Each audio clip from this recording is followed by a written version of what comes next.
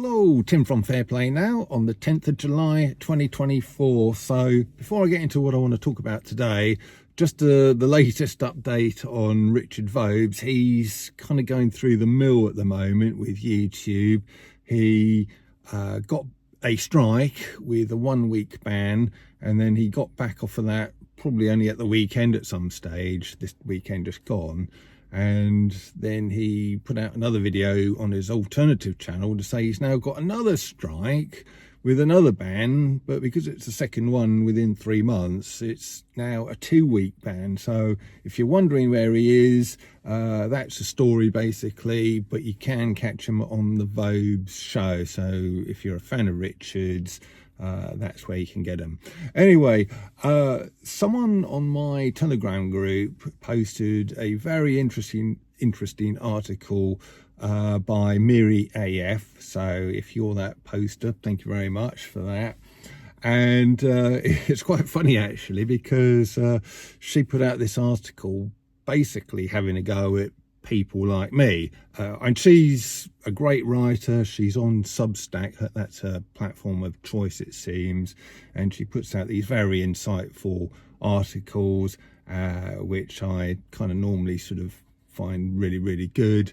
And I will leave a link to this article I'm about to talk about in the description box below here, so you can check that out for yourself and subscribe to her if you want to. She's very much on our side, on the freedom movement side, but she was having a go at me, and I can actually see her point. So I'm a big enough person to take criticism and to accept another point of view. And what she was saying, it's referring really to the general election we've just had, and she was having a go at people like me and my wife Lorraine, who didn't vote at all. We stayed at home, didn't want to have anything to do with the system, and you know, didn't really have anyone we wanted to vote for anyway, didn't have any much choice really.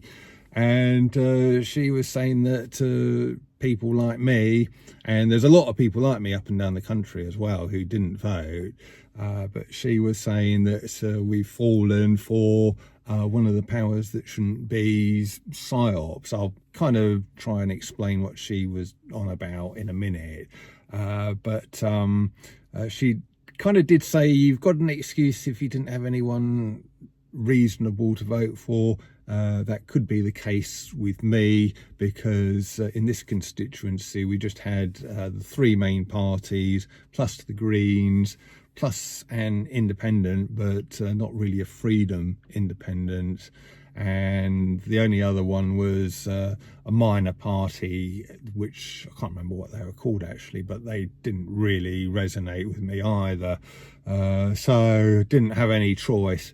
But I was sort of thinking, well, you know, I don't really want to support the system, I don't want to have anything to do with it, and by sort of not voting, not turning up at all, I'm saying to the powers that shouldn't be, I don't consent, I don't agree with this system, and I don't have anything to do with you. And this Miran AF, she was basically saying that the whole thing is a bit of a psyop. She kind of, first of all, takes us on a bit of a history lesson.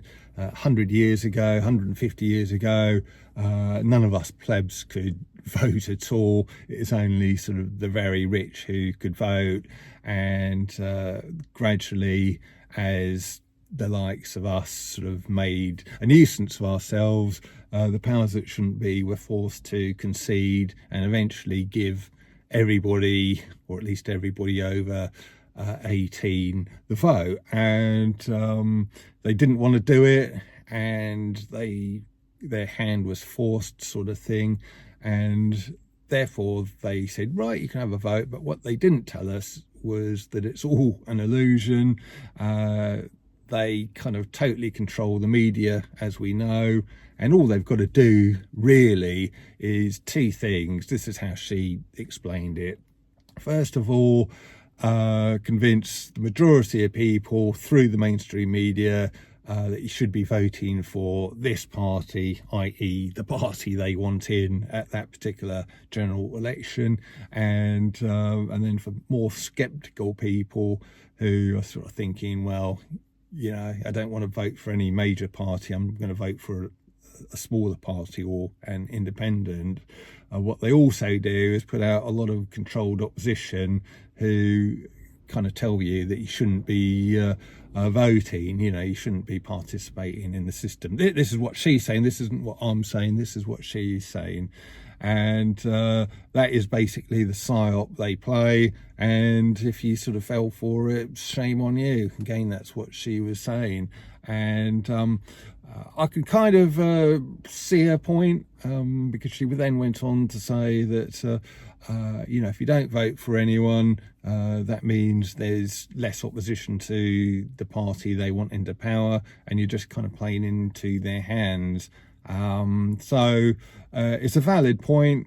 Whether I did the right thing at this general election, whether I did the wrong thing at this general election, I don't know. I can really see where she's coming from, and yeah, I may well have done the wrong thing, and I'm sort of a big enough person to admit that possibility. When I see an article like that you're about to read, if you want to, after this video, she does put together a very, very convincing, sound argument as to why she thinks this way and her reasoning behind it. So yeah, point sort of taken. The only criticism I would have about Miran article is yeah, it's a shame you put it out this side of the general election. Surely you should have put it out a good couple of weeks ago, say June the 30th at the latest.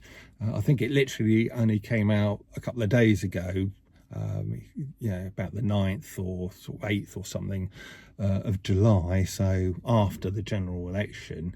So, you know, if you're going to have a go at a certain viewpoint, you know, maybe you should sort of put forth your arguments when it would matter, you know, when people could look at what you're saying and you know, sort of think, well, maybe that's a valid thing, and maybe I'll sort of be swayed by that. So that's my criticism. She put it out, this article out, the wrong side of the general election.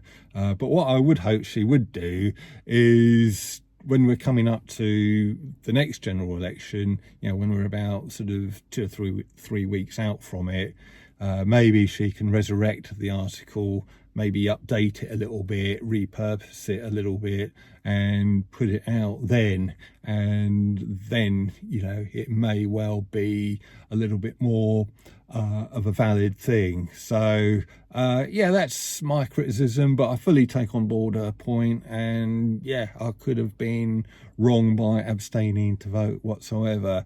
What do you think on this? Do leave a comment in the comment section below. It will make interesting reading. Do you think that I did the right thing by not voting at all, or do you think that Miri has a point?